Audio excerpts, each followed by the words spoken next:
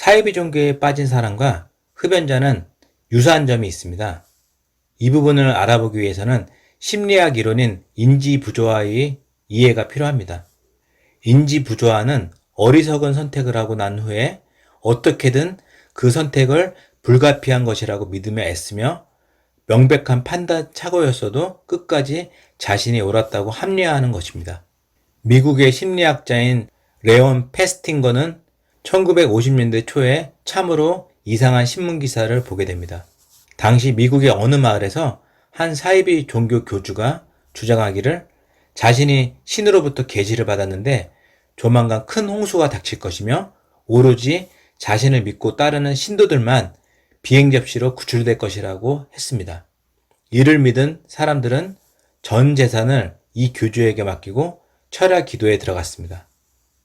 많은 사람들이 교주의 주변에 모여 운명의 날을 기다렸는데 교주가 약속했던 운명의 날은 하루 종일 구름 한 점 없이 맑은 날로 아무 일도 일어나지 않았습니다. 그러면 그 사이비 교주는 그동안 신도들로부터 받은 돈을 챙겨서 도망갔을까요? 그런데 사건은 그렇게 흘러가지 않았습니다. 교주는 신도들을 다시 모이게 한 후 이렇게 말을 했습니다. 당신의 믿음에 힘입어 세계는 멸망을 막았습니다. 놀랍게도 이 말을 들은 신도들은 기뻐하며 축제를 벌였고 이후에도 교주를 신실하게 믿었습니다. 페스팅거는 어떻게 문명사회의 시민들에게 이런 일이 일어날 수 있는지 궁금했습니다.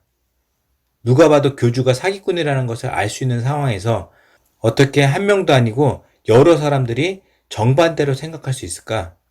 인지부조화의 자기합리화는 사이비 종교뿐만이 아니라 다이어트 실패, 알코올 중독, 니코틴 중독 등의 과정에서 종종 일어날 수 있습니다.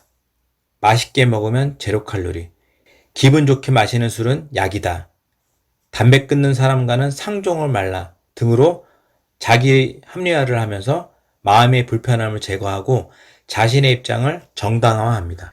인지부조화 이론을 쉽게 표현할 수 있는 것으로 여우와 포도 이야기가 있습니다. 여우가 나무에 열린 포도를 따먹으려고 노력하지만 여러 차례의 시도 끝에 결국 실패한 뒤 저 포도는 분명히 덜 익어서 신포도일 거야 라고 말을 하면서 자기 합리화를 하는 이야기입니다. 즉 여우는 포도를 따먹으려는 의지와 그에 따른 행동을 하지만 결국 포도를 따지 못해서 의지와 행동이 일치하지 않게 됩니다.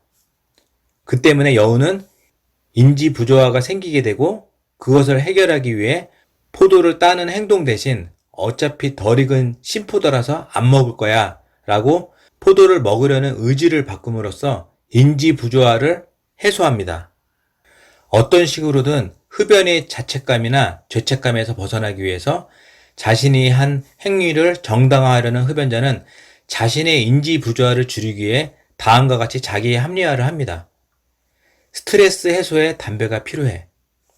지금 피우는 담배 한 개 피는 별 문제가 없을 거야. 금연하면 체중이 늘거나 스트레스가 심해져 건강에 오히려 좋지 않을 거야. 담배 끊는 사람과는 상종을 말라. 이렇게 흡연자들은 자신의 태도와 행동을 일치시키고 인지부조화로 인한 심리적 불편함을 해소하기 위해 담배를 끊는 행동을 선택하기보다는 흡연에 대한 생각을 변화시키는 방법을 선택합니다. 모든 사람이 담배는 폐암은 물론 다양한 문제를 일으킨다는 것을 잘 알고 있습니다.